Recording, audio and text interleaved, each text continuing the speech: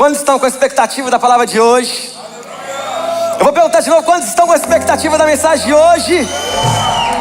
Eu tenho aqui uma mensagem que não é uma mensagem que eu estou acostumado a pregar. Você vai estranhar um pouquinho essa mensagem de hoje, mas é uma mensagem necessária para os dias atuais. É uma mensagem que vai trazer você ao fundamento bíblico do que realmente Deus sonhou para nós como igreja. Você está preparado para isso, no nome de Jesus? O tema da mensagem de hoje é: você não será enganado.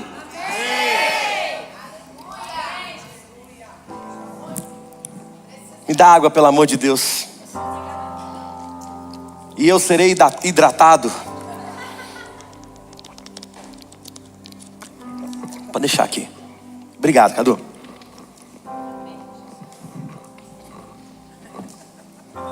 Vai cair não.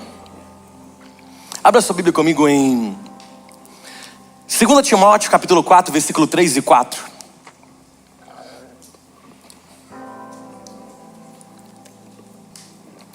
Se tem um conselho que eu posso começar essa pregação te dando é: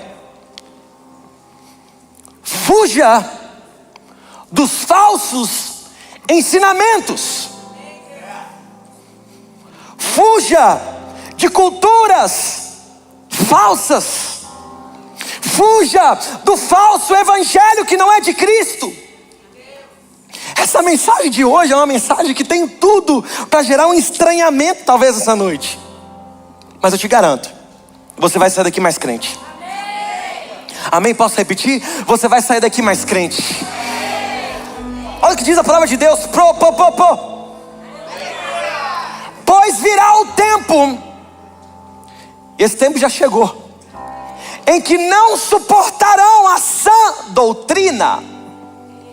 Pelo contrário, sentindo coceiras nos ouvidos, segundo seus próprios desejos, juntarão mestres para si.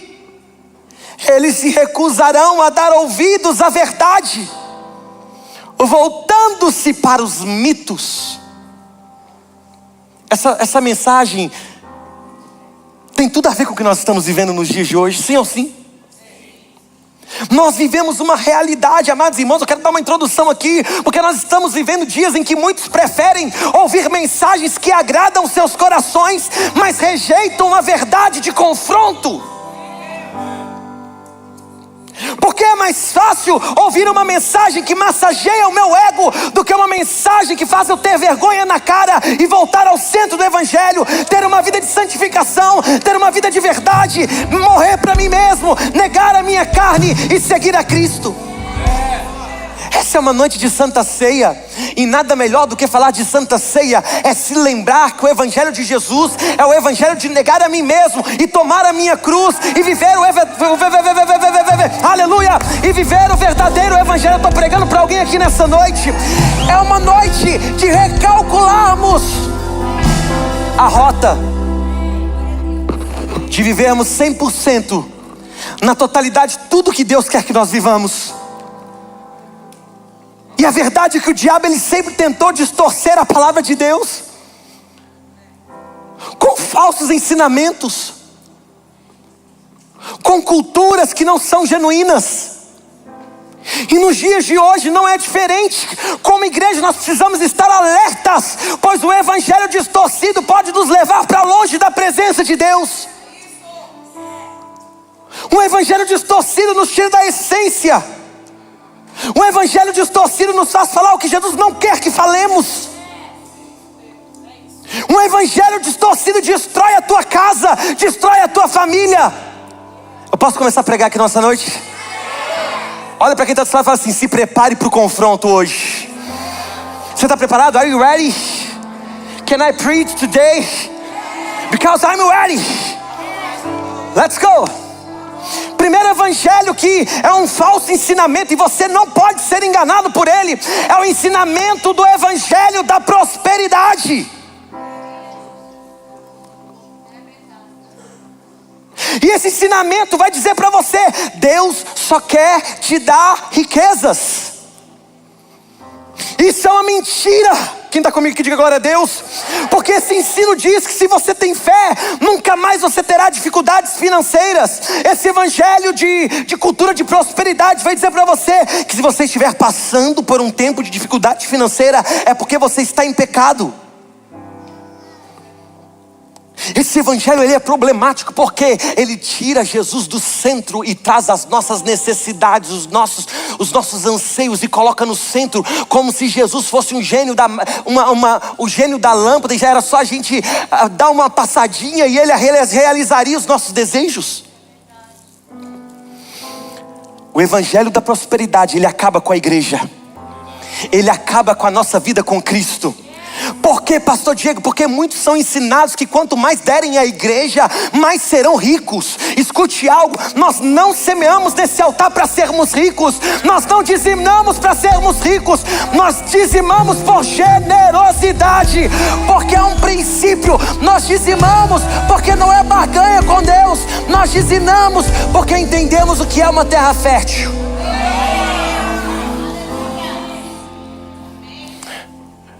Nós como pastores precisamos recalcular a nossa rota do que nós estamos ensinando para a igreja. Esse evangelho é um evangelho que destrói. O centro do evangelho não é você ser rico. O centro do evangelho é você fazer a vontade de Deus. O centro do evangelho é você negar a tua vontade. O centro do evangelho é você entender o que está dizendo na palavra.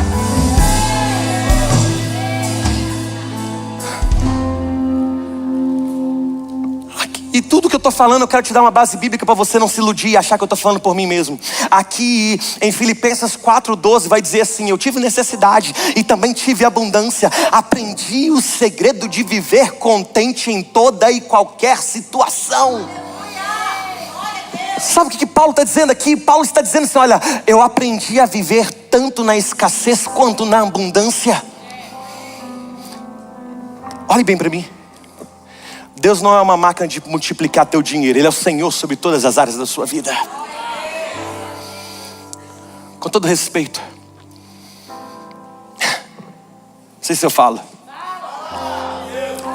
a prioridade de Deus não é te deixar rico. Não troque a presença pelos seus anseios. Porque o evangelho genuíno é um evangelho onde nós abrimos mão da nossa vontade para aderir à vontade de Deus, mesmo que custe a nossa casa, mesmo que custe o meu dinheiro, mesmo que custe tudo. A gente lê na palavra pessoas que abriram mão de tudo para seguir Jesus. Então não confunda as coisas. Deus, irmão, não está mais preocupado. Melhora meu microfone para mim, por favor. Deus não está mais preocupado em fazer você estar rico. Ele está preocupado com o reino. Cabe a Deus cumprir como prioridade a vontade dele. Esse é o primeiro ponto de enganação que nós precisamos abrir mão. Escute algo, você já notou que a base da nossa felicidade, a base da felicidade de muitos, ela é surpreendida e acabam pessoas entrando em depressão. Por quê? Elas focam achar que servir a Cristo e estar bem com Deus é serem ricas. E a verdade é que pessoas fazem barganhas quando falam assim: eu estou entregando isso, mas Deus vai fazer algo. Deus não é o seu súdito que faz o que você quer. Ele faz o que Ele quiser. Se Deus fez o que fez com Jó, por que Ele não pode fazer com você? Nós precisamos voltar para o centro do evangelho. Essa primeira cultura errônea pode acabar e destruir com a nossa igreja. Porque o segundo ponto aqui de um evangelho errôneo, e você não será enganado, é uma cultura de salvação sem arrependimento. A gente vem com essa frase dizendo assim: Deus me aceita como eu sou e eu não preciso mudar. Isso é um engano. Vem como está, mas não permaneça como. Você está entendendo o que eu estou pregando aqui no nome de Jesus? Sabe o que eu aprendo aqui? O engano dessa cultura com malícia é que a graça de Deus é transformadora, mas alguns ensinam que não há necessidade de arrependimento. Entenda isso, pelo amor de Deus. Não pegue a graça como um amuleto de desgraça para a tua vida. Aquele que se achega a Jesus, automaticamente ele é transformado pela presença genuína dele. Você vem de um jeito, aquele que bebia não bebe mais, aquele que fumava não fuma mais, aquele que mentia não mente mais, porque quem tem um encontro genuíno com Cristo não suporta mais viver do mesmo jeito. Coloca a minha imagem aqui no telão, por gentileza. Quem está entendendo essa mensagem aqui no nome de Jesus? Olha o que diz a palavra do Senhor, e isso é um problema, sabe por quê, amados irmãos? Isso gera cristãos sem compromisso, sem mudança de vida, vivendo como antes.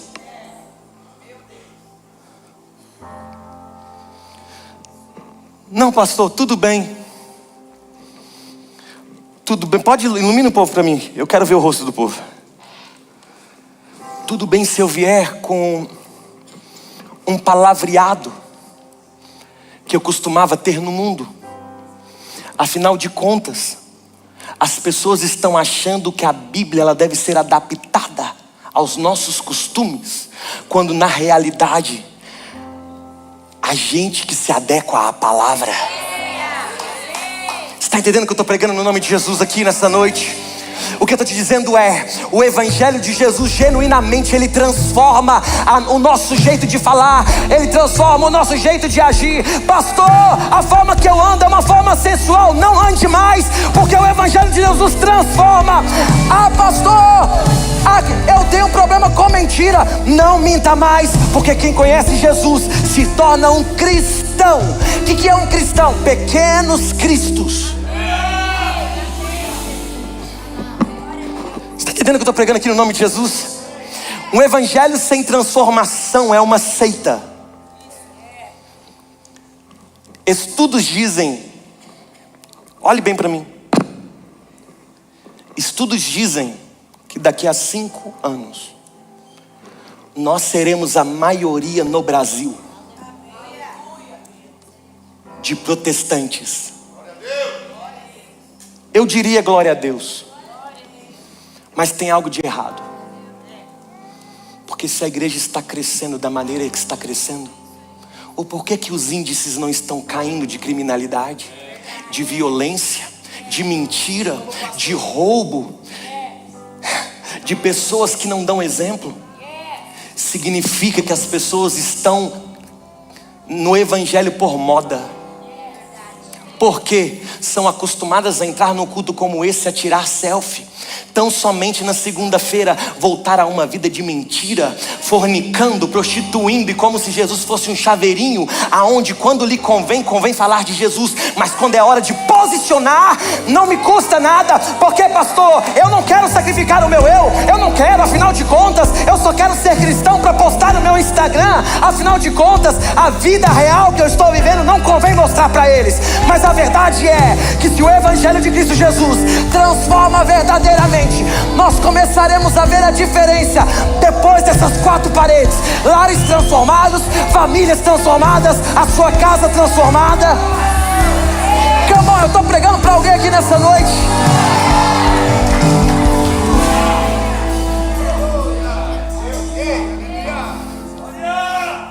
Que evangelho é esse que não faz eu retornar e recalcular a rota das minhas escolhas?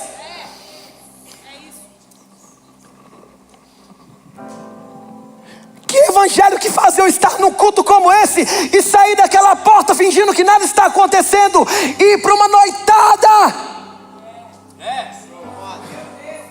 Afinal de contas, Espírito Santo, você não pode entrar comigo nesse bar, porque o que eu vou fazer lá dentro vai fazer você chorar. Afinal de contas, Senhor, eu quero o Senhor só nas áreas que me convém. Mas nas áreas que me custa negar a minha carne, eu não quero você comigo. Nós isolamos e cremos nessa mentira quando nos esquecemos do que está escrito em Marcos 1,15. Arrependei-vos e credes no Evangelho. Arrependimento é o primeiro passo para uma vida nova com Deus. Eu vou repetir, arrependimento é o primeiro passo para uma vida nova com Deus. Sabe o que eu aprendo? A graça de Deus não é um passe livre para o pecado, mas é um convite para a transformação de vida. Você pode aplaudir Jesus essa noite?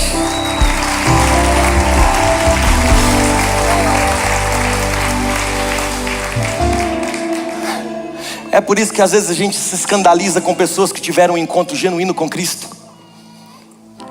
Zaqueu teve um encontro com Jesus na casa dele, mas as pessoas negaram isso, não quiseram isso. Mas Zaqueu fala assim: Senhor, o Senhor entrou na minha casa, mas agora eu quero que você saiba de algo. Se eu extorquir de alguém, eu devolverei muito mais a eles. Porque não existe verdadeira conversão sem arrependimento. O arrependimento muda a nossa rota. O arrependimento muda o nosso jeito de falar. O arrependimento muda a rota da nossa história. Tem alguém que está entendendo essa mensagem aqui no nome de Jesus? Você precisa abrir mão, porque salvação sem arrependimento é uma seita, não é uma verdade. A Bíblia não prega isso. Se arrependa e mude a sua cultura. Olha para quem está do seu lado e fala assim: se arrependa. Terceiro, posso continuar pregando? Amém ou amém? Eu sei que essas pregações são pregação que você não gosta muito de ouvir, mas é uma pregação que faz a gente ser crente genuíno. Eu venho de uma geração que era a geração que carregava rapadura debaixo do braço. A gente competia com as testemunhas de Jeová, quem batia mais e mais casas. A gente recebia água gelada, porque a gente pregava verdadeiramente o Evangelho. Escute algo, no nome de Jesus, a gente está banalizando o que o Evangelho valoriza. Não, mas o meu chamado é no altar do Senhor. Não, meu irmão, se você é um líder, se você é um pastor, você não precisa de um altar para pastorear. Você só precisa de vidas, você só precisa de pessoas. Pastor, meu chamado é no altar. Ei, irmãos, o pouco tempo que eu tenho é em cima de um altar. As outras horas é as preciosas horas, tomando café com o irmão, levando a palavra de Deus, pregando no trabalho, incentivando a palavra. Terceiro erro de uma cultura, de um evangelho falso, e você não será enganado. Eu condeno aqui nessa noite o relativismo moral. O que é o relativismo moral? Eu vou te falar agora. Cada um tem a sua verdade. A minha verdade precisa ser respeitada. That's it. Tudo bem se eu fizer, ele tem a sua verdade. Ele carrega o que ele tem como verdade.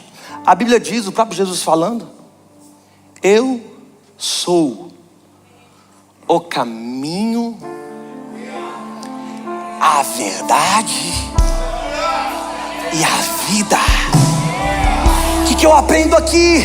Então cada um não tem a sua verdade, só existe uma verdade, e Jesus, Ele é a única verdade.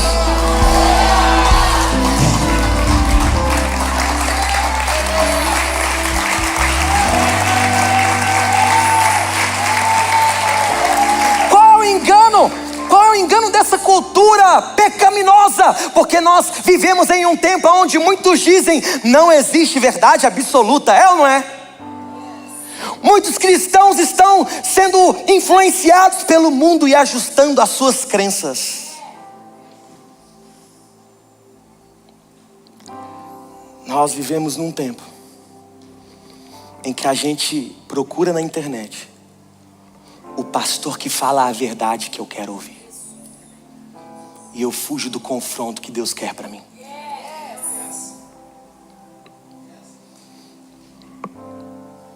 Afinal de contas, cada um tem a sua verdade, não é verdade? Escolha hoje qual verdade você quer viver, a sua ou a de Cristo. Eu vou te dizer, a verdade de Cristo não é que você vai ser milionário. Explica isso para os discípulos que morreram cerrados no meio, perderam a cabeça. Explique isso para Paulo, que terminou o resto da sua vida dizendo assim: traga, Timóteo, traga os meus livros, traga a minha capa, porque eu estou padecendo de frio e de carência. Mas receberam a recompensa que é eterna. O que dizer para você do verdadeiro evangelho de Jesus? É que talvez você vai perder todos os seus amigos, mas você ganhará um amigo fiel, que é Jesus de Nazaré. A verdade do evangelho genuíno que transformará a sua vida é o evangelho que está dizendo para você: negue a si mesmo, tome a sua cruz, perca tudo, tudo, perca os seus bens, perca tudo, mas receba a verdade, receba a eternidade que Deus tem disponível para você e para a tua família.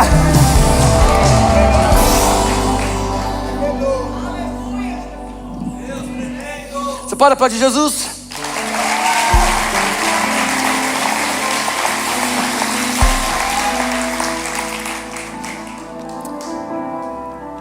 Cuidado, porque se cada um tem a sua verdade, então ninguém tem verdade nenhuma.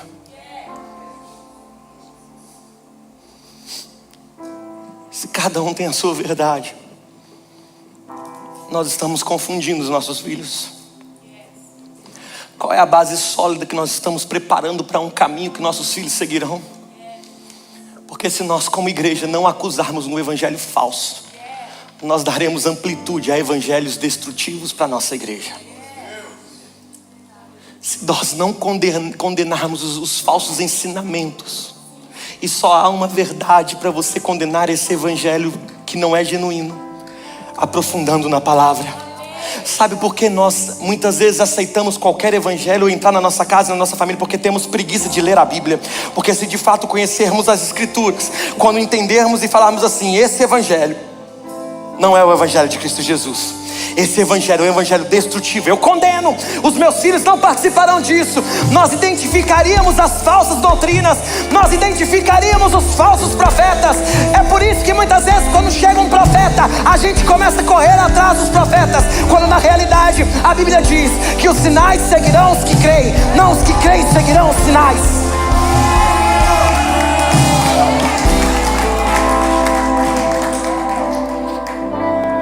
Eu já estou terminando. Brincadeira, não estou terminando. Se a sua verdade contradiz o que a Bíblia está dizendo, a sua verdade é uma mentira. Eu vou repetir. Se a sua verdade não tem nada a ver com o que Jesus está falando, a tua verdade é uma mentira. Ah, mas eu vi anjo, eu vi isso, eu vi aquilo. Cuidado que seitas começaram desse jeito. Se a tua visão não tem nada a ver com o que Deus falou, esqueça a tua visão e volte para a Bíblia. Se essa profecia que você está recebendo, eu estou aqui para dizer para você mesmo, se o profeta diz para você algo contrário à palavra, seja homem de dizer assim, isso é uma mentira, eu fico com a palavra. Se a gente lesse mais a palavra, a gente seria menos dependente de homens que dizem ser homens de Deus. Sabe por quê? Eu não preciso de profetas se eu tenho a Bíblia aberta para ouvir o que Deus está falando comigo.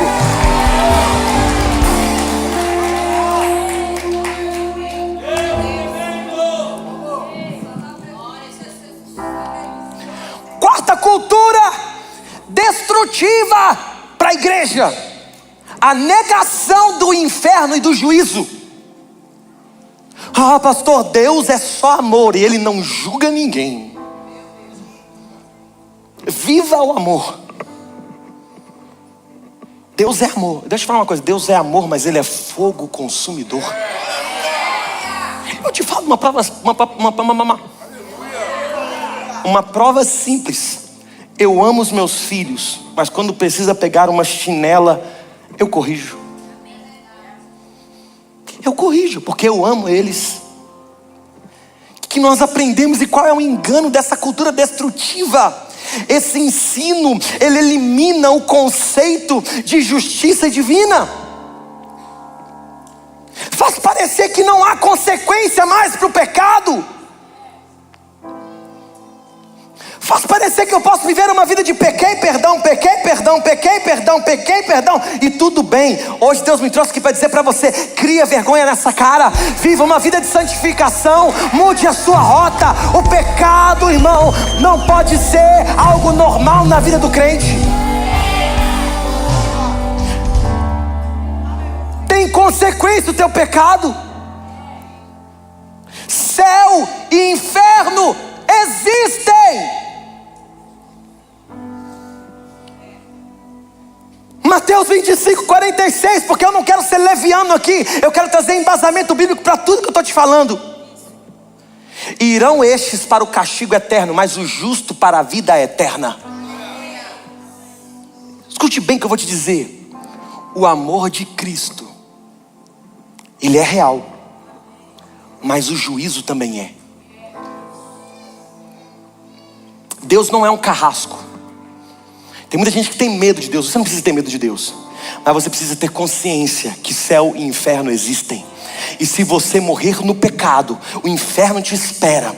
Não é um evangelho gostoso de pregar. Não é um evangelho que eu queria muito bem aqui estar contando a história da carochinha para você, falando assim: tudo bem, that's it, ame quem você quer amar, peque à vontade e tudo bem, a graça vai te alcançar. Mas isso é uma mentira. Tem consequência para o pecado. O pecado nos afasta do Criador. O pecado nos afasta de Cristo.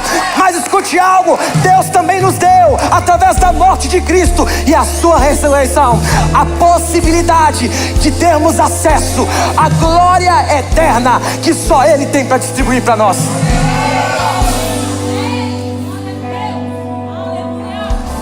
Um evangelho sem juízo não é evangelho, ele é uma ilusão.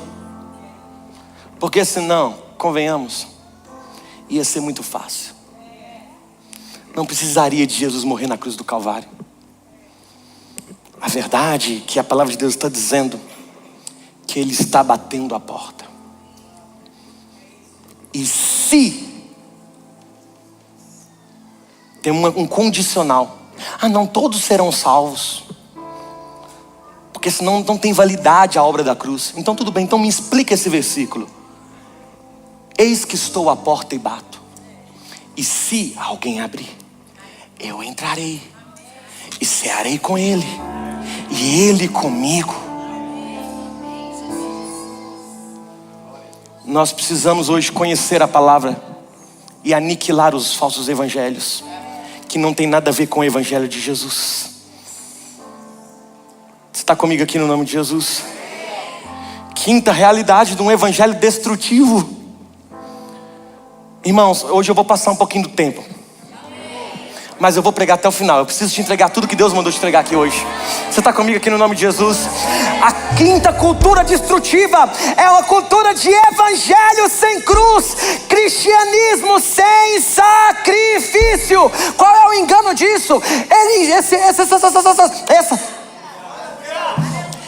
Essa cultura ensina que seguir a Cristo significa apenas bênçãos e felicidade. Aonde a cruz é deixada de lado e o sofrimento é visto como falta de fé.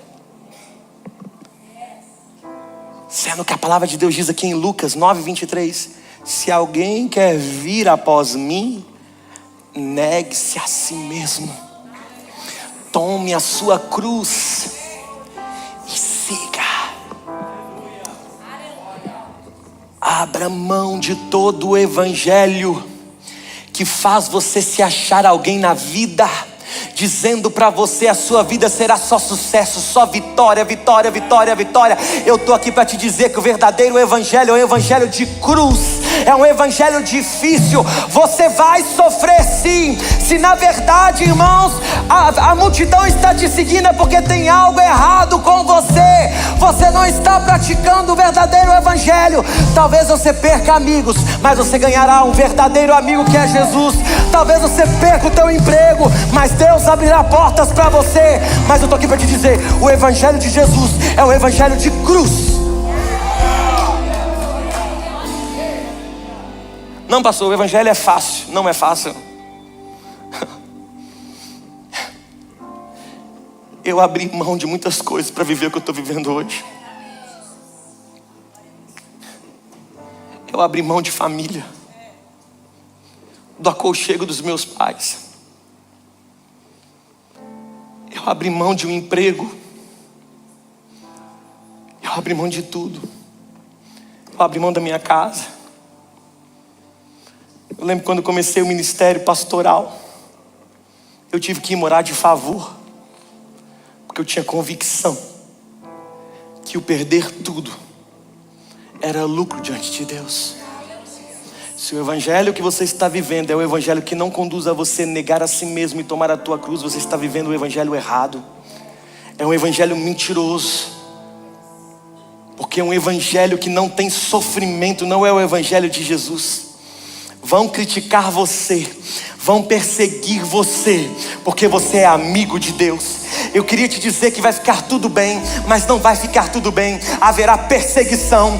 Ei, escute algo no nome de Jesus. Pastor, mas eu não quero ir para a igreja. Escute algo no nome de Jesus. A gente não tem que fazer só o que quer. A gente precisa entender, negar a si mesmo é a base do bolo. Eu preciso abrir mão da minha vontade para fazer a vontade de Deus, porque um cristianismo sem cruz não é cristianismo, é autoajuda. Amém? Sexto, repita comigo, a cultura, diga bem alto, a cultura da fé baseada em emoções. Se eu não sentir um arrepio, Deus não está nesse negócio. Olhe bem para mim. Fé não é emoção. Fé é uma decisão. Tem muita gente indo pro buraco, porque entre ficar com a fé e com a emoção, você é almático. E você fica com a emoção, você não consegue ver o que Deus está te mostrando, você não consegue caminhar no sobrenatural, você não consegue passar pela porta que Deus está abrindo, porque você está olhando as suas emoções. É por isso que muitas vezes nós vemos uma igreja que não tem mudança, porque as pessoas estão aqui, levantam as mãos, choram o culto inteiro, mas quando passam por aquela porta, entre caminhar pela fé, elas caminham pela incredulidade, porque tudo que é pautado na emoção é passageiro, mas crente que caminha na fé, ele rompe, ele permanece, porque você não caminha pelo que vê, você não caminha pelo que escuta, você não caminha pelo que sente, você caminha pelo que crê. É por isso que muitas vezes, quando as pessoas estão dizendo, está morto, está fedendo, já são 3 dias, eu estou triste, você vai estar dizendo, Lázaro, sai para fora, porque o mestre te chama, o milagre vai acontecer. A Bíblia diz que o justo viverá pela fé. Se você não tem vivido pela fé, é porque você é um incrédulo.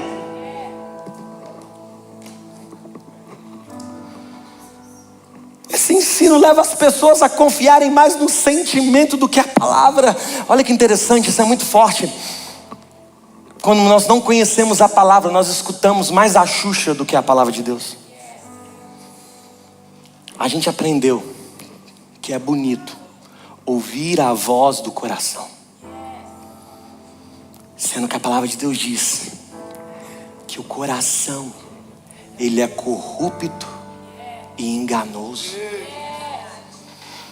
Tem muita gente que no culto como esse não sente um arrepio, mas sente a presença e é transformado. Tem muita gente que talvez não aplaude, talvez não grita, talvez não dá glória a Deus, mas a palavra está entrando e ela está sendo transformada, ela está sendo moldada.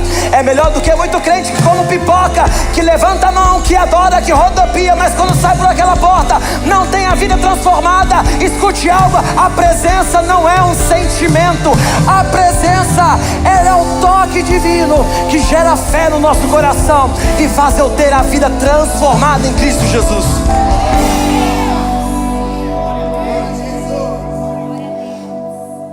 Deus está presente, mesmo quando você não sente. Opa! Nesse exato momento, você não está sentindo arrepio, mas tem anjos de Deus aqui. Eu tenho muito pé atrás com aquelas pessoas que pregam para fazer pessoas chorarem. E eles falam até assim, olha, coloca na câmera para ver o povo chorando. Não. É melhor eu passar um culto sem chorar, mas ter um coração chorando. Ter uma mudança de conduta. Você está recebendo de Deus aqui nessa noite? Posso continuar pregando aqui no nome de Jesus? Eu vou esquentar, posso esquentar aqui no nome de Jesus? A cultura que o diabo adora é a cultura da idolatria a líderes religiosos.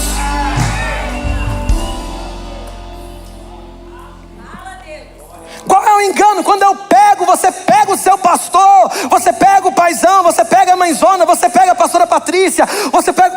Mateus, e você coloca num púlpito falando assim, ei, sendo que nós não somos nada. Nós somos como você.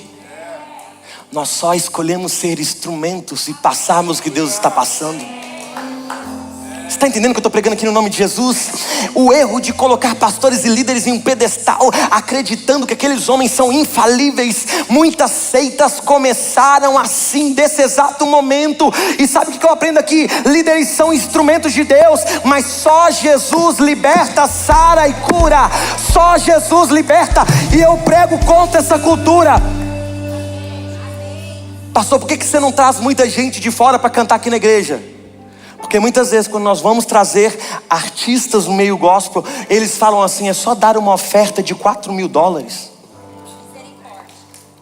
E o reino não é comércio. Por que isso? Por que está acontecendo isso no meio no meio gospel? É porque o povo de Deus é um povo tiete. Você talvez não adora a Cidinha, um santo, uma imagem, mas você adora um artista gospel. Você talvez nunca tirou uma foto com seu pastor, com seus pastores, mas quando vem um artista de fora, você pede para tirar foto, você tieta, você fica do lado, você fica dando honra. Quer ver um exemplo? Vem um cantor de fora famoso, ele fala, oh! Você já está rodopiando igual Beyblade, caindo no chão. Mas quando é um ministério de louvor da casa, que está desde as 4:30 ensaiando, pegando pesado, você tem dificuldade de louvar ao nome do Senhor. Quando é um pastor de fora, você honra, você abençoa, você pega seu dinheiro e joga no altar da igreja. Mas quando é o teu pastor, você nunca talvez falou com ele assim, obrigado por ter entregado essa mensagem. E eu não falo isso por mim, eu falo da nossa cultura. O único lugar que Jesus não pôde fazer milagre foi entre os seus. Porque na nossa cultura, nós temos uma carência em levantar estátuas e adorar a ídolos. Essa cultura precisa ser acabada na nossa igreja. Nós precisamos entender que eles são instrumentos. Somente isso. Adoraremos somente a Cristo Jesus. Adoraremos só a Cristo Jesus. A Ele a honra, a Ele a glória e a Ele a majestade para todos sempre. Amém, amém e amém. 8.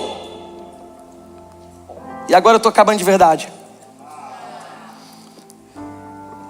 Nós precisamos acabar e destruir uma cultura de um evangelho de entretenimento.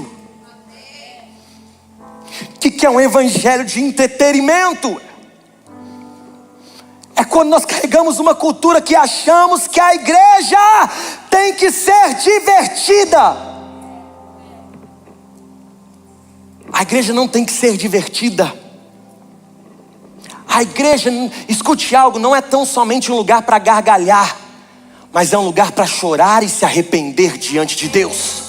É um lugar de renúncia, é um lugar de dizer, Deus, eu coloco aos seus pés a minha vida, eu preciso renunciar ao meu eu. É um lugar de reavaliarmos as nossas condutas. É por isso que eu tenho, entre canções lentas e canções alegres, muitas vezes eu prefiro canções lentas. E eu vou te dizer o porquê.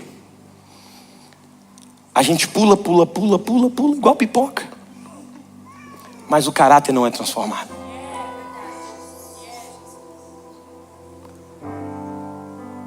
A gente precisa rever nossos conceitos. A igreja de Cristo Jesus continua sendo a base de libertação. A igreja, irmão, quer diversão, procura um parque. Igreja não é lugar para ser massageado o ego. Igreja precisa voltar a ser um lugar de confronto, de reposicionamento, de palavras duras como essa, de palavras para dizer assim, irmão, não vai ser fácil, mas eu estou com você. Vamos chorar chorar junto, vamos carregar a cruz juntos, mas nós receberemos o galardão de Cristo Jesus. Tem alguém comigo aqui nessa noite?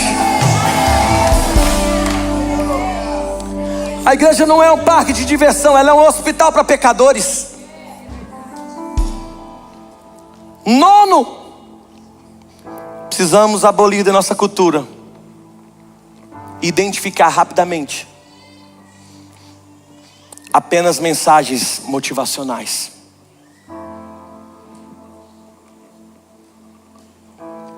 Cuidado com a cultura do coach na nossa igreja. Você não precisa de uma frase de efeito. Você precisa do efeito da palavra. Eu vou repetir. Hoje, em 2 semanas, Deus tem revirado a minha cabeça.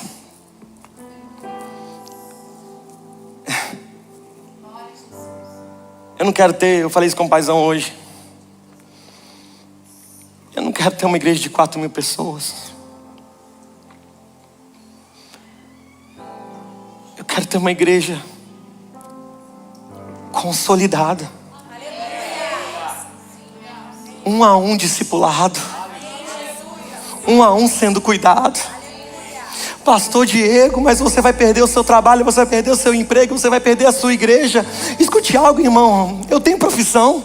Se eu voltar a ser um eletricista como eu era, supervisão de elétrica, eu volto, mas que eu tenha e viva um evangelho genuíno, que é o evangelho da expressão da palavra e do cuidado, que tenham células genuínas, que tenha uma igreja genuína, que tenha uma igreja que cuida um do outro verdadeiramente. Porque crescer por crescer não gera transformação, mas crescimento saudável gera mudança de sociedade.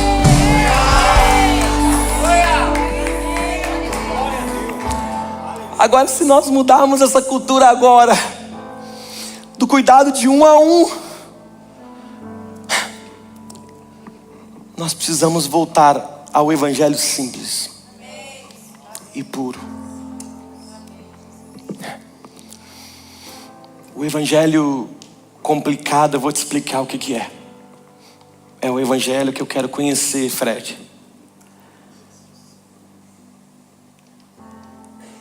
O que é essa palavra no original do hebraico? Eu quero conhecer isso para impressionar, para todos saberem que eu sou um mestre da lei. Mas na verdade, eu sou um hipócrita. Porque o evangelho simples eu não cumpro. Eu continuo mentindo. Eu acuso um homossexual. Mas eu sou pior do que ele, porque eu minto no oculto. Eu engano o meu próximo. Eu falo mentira. E na verdade, o que eu quero ser é alguém pior que um fariseu hipócrita, que faz só para ser visto pelo homem, quando na realidade Deus nos convida a entrarmos no nosso quarto, fecharmos a nossa porta e termos acesso à voz que transforma e muda o nosso ser por completo. O evangelho de Jesus é um evangelho da mesa. É o evangelho que eu volto a sentar na mesa. Nesse lugar de mesa é o lugar onde eu conheço meu irmão de verdade. É o lugar da troca de relacionamento. É o lugar onde eu vejo a essência de Jesus. É o lugar onde eu tomo vinho, eu como do pão, e eu entendo que Jesus chama todos à mesa, porque Ele pagou um preço pago na cruz do Calvário. Um preço alto de sangue gerou a vida do meu Jesus. Porque o evangelho não foi feito para massagear o teu ego. O evangelho foi feito para salvar a sua alma. Eu vou repetir, o evangelho de Jesus não foi feito para massagear o teu ego. O evangelho de Jesus foi chamado para mudar a tua alma. E último, a graça como licença para pecar. É uma linha muito tênue, porque essa graça que é tão acessível é uma graça que pode desgraçar com a minha vida. Você está entendendo o que eu estou dizendo? Não faça da graça uma desgraça. Não faça daquilo que é uma bênção um tropeço para a sua desculpa de pecar. Você está entendendo o que eu estou pregando aqui no nome de Jesus? Ah, Deus me perdoa. Essa cultura vai dizer assim, ó, Deus me perdoa, então eu posso viver como eu quiser. Porque esse pensamento, ele ignora a santificação.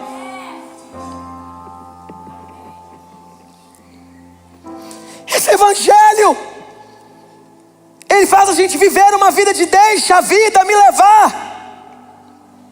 E o pecado gera uma barreira entre nós e o Criador. Romanos 6, 1 ao 2 vai dizer assim: o que diremos então? Continuaremos no pecado para que a graça aumente? De maneira nenhuma. Nós abriremos mão do pecado, viveremos uma vida de santificação, diremos não para o pecado. Aquilo que Deus condena, você vai condenar. Nós amamos os pecadores, mas não concordamos com as práticas pecaminosas. Sem santificação ninguém verá a Cristo. A graça não cobre um coração rebelde, mas transforma um coração arrependido. Eu vou repetir. A graça não cobre um coração rebelde, mas transforma um coração arrependido. Eu concluo dizendo para você: cuidado com os falsos ensinamentos. A verdade dói, mas liberta. Um evangelho sem compromisso não é evangelho. Nós precisamos hoje viver de fato firmes na palavra de Deus. Fique de pé no seu lugar.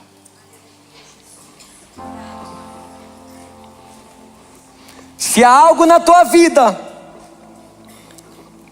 que não está alinhado hoje com a palavra de Deus, eu quero te dizer, hoje há um convite para a mesa.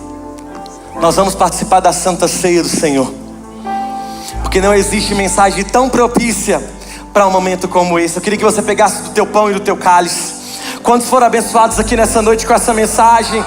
Você pode dar um glória a Deus e um aleluia bem alto aí no seu lugar. Você pode dar um brado de júbilo ao Senhor. Eu me sinto ricamente abençoado aqui nessa noite. Hoje eu termino essa pregação dizendo para você que eu estou com o sentimento de missão cumprida.